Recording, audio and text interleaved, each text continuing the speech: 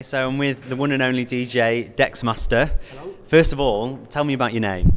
Well, when I originally started DJing a few years ago, I was trying to think of a name. There's so many DJ names out there, and I'm thinking, what can I have original?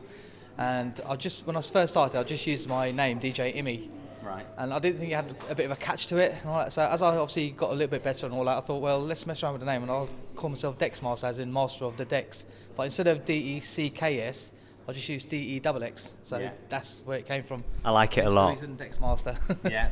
And so you were talking about when you first started out. When did you start out? It's been I'm into my 8th year now, actually. DJ. I started a little bit later.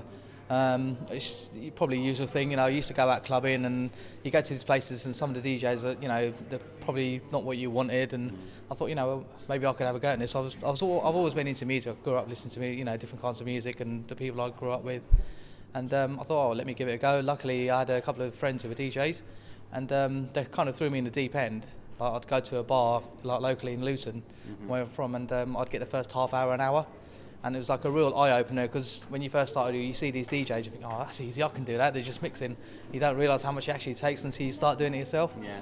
And all the hours that you have to put in, and mixing and matching and beat matching and everything. It's just quite a lot. So I was quite fortunate where as my friends let me loose on decks. Yeah. And then I bought my own pair. I started learning with vinyl, actually. Right. So the hard way. Yeah. And then now I play CDs. I just don't touch computers at all. I still play CDs. Right, I was going to ask that, because when I pictured DJing in my mind, I have the vision of someone just going like that on an LP, is it? Yeah. Yeah. No, it's not. No, it's not that hot. It's not as easy as that. No. I wish it was. I mean, you do get DJs nowadays who just turn up with a couple of iPods and think they're DJs. Yeah. I mean, it's obviously more to that. It is an art. Yeah.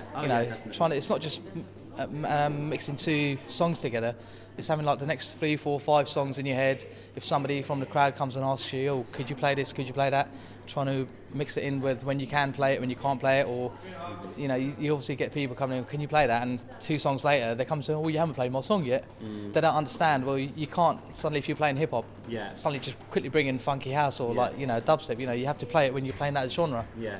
And that's the art of it. You've got to wait for the right moment for that particular song to the crowd. It's crowding. And a DJ, I've always been told, and I was abide by this myself, never ever play for yourself. A DJ should always watch the crowd, play to the crowd. That's your job. Wow. As long as there's a crowd, then you're doing your job. Yeah. If you go to a pub, you're going there to have a little drink and have a little talk. When you go to a club, you're going there for the music. Yeah. So the idea of obviously a DJ is to keep you there. Yeah. Until the end. So it's a lot of people watching as well, really. Well, that's right. Yeah. You like to they're watching or they're dancing. If they're dancing, then you're doing your job. Yeah. So that's how And where's the best place you've DJ'd at? Well, I've done Luton Carnival, which is obviously it's the second biggest one after Notting Hill. 3 years in a row I've done that. I've played in the Ministry of Sound. I've been to Ibiza for a few months, a couple of years back. So I've been quite fortunate to do them kind of things. At the moment, I mean, I've had residencies in Liquid Envy, like part of the Luminar division. Yeah. So I've done a few of them. Some of them are quite big. And the Nightingale Club in Birmingham, they call it a super club, and it holds about 1,000 people. Wow. So I think the maximum they had at one time was probably about 850. Yeah. But still, it's a good crowd. So yeah. Well, we're not talking no names. These are big names that we're talking. They're half decent clubs. I mean, the Egg Club. Yeah. I've been I know that. I was on there an hour before Seamus Haji came on. Wow. So they're kind of like the names. So, I mean, I play quite a lot of reggae, and I've been on stage with people like Beanie Man, Sean Paul, Freddie McGregor. Quite large names in the reggae industry. Yeah. I mean, Sean Paul obviously he's a bit more commercial than Beanie Man, so a lot of people have heard of him more. Yeah. So when you kind of tell people, or when you've got pictures of these guys, it kind of opens up a few more doors as well. Definitely. So it's quite nice. So what's next for you? Well, at the moment, it'll be nearly a year. I've actually started working on a radio as well with Tropical FM, which is a local radio station in Luton. Right.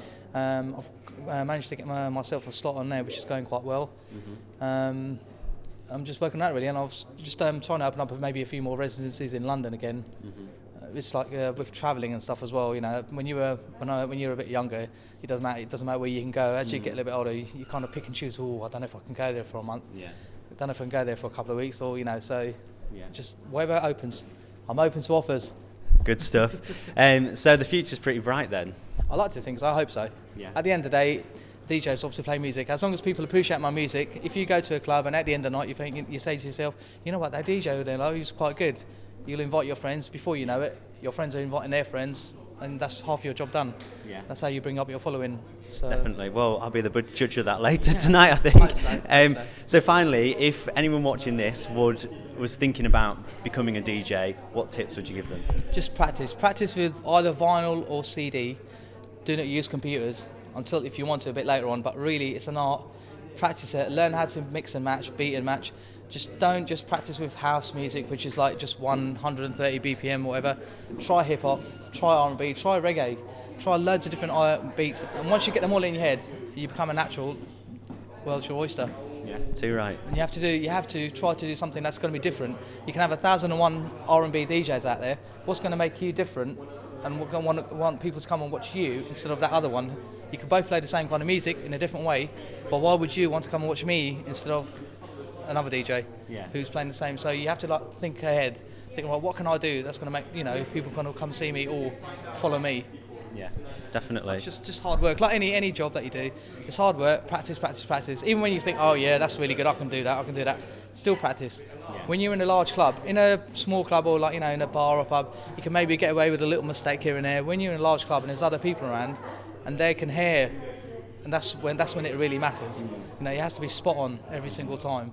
Yeah, practice makes perfect. Exactly. Whether you have an hour set or you DJ for 10 hours, it doesn't really matter. You have to be spot on. Yeah. Cool. Right. Well, thank you very much for your time, and good luck tonight. And I'll let you know my thoughts later on. So, thank you. Cheers.